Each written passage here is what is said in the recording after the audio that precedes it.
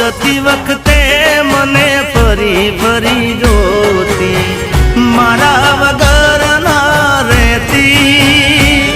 ઓ દોઢી નજરે મારા હોમે નજર રાખતી, ઓઢણી માટે ઓઢી રોતી.